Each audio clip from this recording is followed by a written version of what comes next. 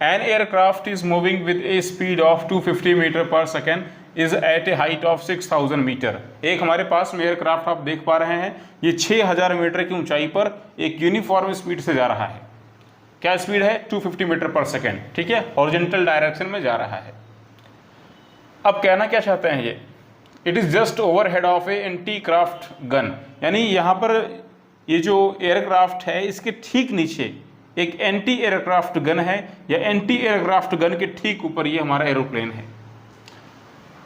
The मजल velocity is 500 metre per second. Anti aircraft की जो मजल वेलोसिटी है जिससे ये बुलेट को फायर करता है वो कितनी है? 500 metre per second. The angle of firing और the firing angle theta should be, यानी कि हम कितने एंगल पर एंटी एयरक्राफ्ट गन को फायर करें कि ये जाकर के सीधे इस एयरक्राफ्ट को हिट कर जाए।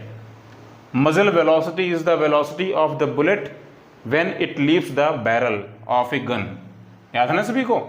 चलिए देखिए ध्यान से, हमें यही एंगल थीटा को फाइंड करना है जिस पर हमें इस गन को फायर करना है। कितने एंगल पर हम फायर करते हैं कि सीधे जाकर के इस एयरक्राफ्ट को हिट करे। चूंकि एयरक्राफ्ट आगे जा रहा है तो हमें यह एंगल थीटा कुछ देना पड़ेगा सो दैट ये जाकर के टकराए। क्या लगता है आपको? यहां पर कह रहे हैं कि गन की जो वेलोसिटी है वो 500 मीटर पर सेकेंड है, मजल वेलोसिटी इनिशियल। ये इनिशियल वेलोसिटी आपको दी गई है। अगर इस बुलेट ने गन जो यहाँ पे बुलेट निकल रही है, इस बुलेट ने एयरक्राफ्ट को हिट करना है तो क्या होना चाहिए? इसकी हम वेलोसिटी को निकालेंगे जो हॉरिजॉन्टल वेलोसिटी है। हमारा फोकस होना चाहिए किस पर? हॉरिजॉन्टल वेलोसिटी पर, क्योंकि जो हमारी ये एयरक्राफ्ट है एक यूनिफॉर्म वेलोसिटी से जा रही है आगे की तरफ। तो अगर इस बुलेट की हॉरिजॉन्टल वेलोसिटी एयरक्राफ्ट की वेलोसिटी के बराबर में हो जाए तो ये हिट को हिट कर सकता है। यहां लिखेंगे हम, for hitting the target, for hitting the target, for hitting the target horizontal velocity of the bullet, horizontal velocity of bullet must be equal to the velocity of the aircraft,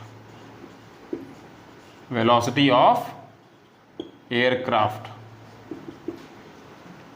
ये velocity u है तो इसका बताओ component क्या होगा horizontal direction में? ये हमारी हॉरिजॉन्टल डायरेक्शन है भाई, जिस तरफ एंगल लगा उस तरफ कॉस आता है, यानी ये अपना आंसर हो जाएगा u cos थीटा। मान लिया मैंने इसको थीटा एंगल पर फायर किया है तो हॉरिजॉन्टल डायरेक्शन में वेलोसिटी का कंपोनेंट क्या होगा? u cos theta. और ये किसके इक्वल होना चाहिए? वेलोसिटी ऑफ द एयरक्राफ्ट जो कि 250 है, यानी हम कर देते हैं 250। u की वैल्यू कितनी बताओ? मजल speed is 500, so 500 into cos theta equals 250। So cos theta की वैल्यू क्या हो जाएगी बताओ? 250 बाई 500, यानी आपका आंसर आ जाएगा cos theta equals 1/2।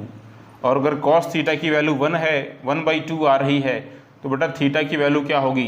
Cos inverse 1/2, that is the 60 degree.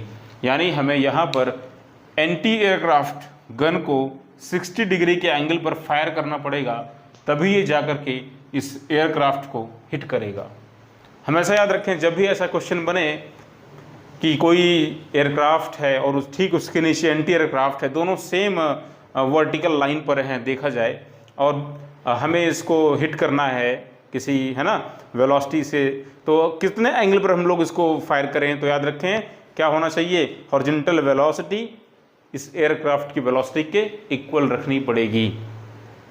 अगर ये वेलोसिटी इससे कम हुई तो ये फिर आगे निकल जाएगा और बुलेट पीछे रह जाएगी। क्यों? क्योंकि आप देखोगे जब गन को फायर करेंगे तो गन की जो वेलोसिटी है 500 मीटर पर सेकेंड, ये सेम नहीं रहने वाली है, ये बदलेगी, ये चेंज होने वाली है। ध्यान देना, इसकी जो वर्टिकल डायरेक्शन में वेलोसिटी होगी क्या होगी? वो लगातार क्या कर रही होगी? डिक्रीज कर रही होगी, और इसलिए ये इसका पाथ कुछ ऐसा बनेगा, कुछ पैराबोलिक पाथ को बनाएगा। ये एक प्रोजेक्टाइल की तरह से पैराबोलिक पाथ को बनाएगा। लेकिन हम सभी को पता है कि प्रोजेक्टाइल मोशन में पार्टिकल की हॉरिजॉन्टल वेलोसिटी तो कांस्टेंट रहती है, उसमें कोई चेंज आने वाला नहीं है।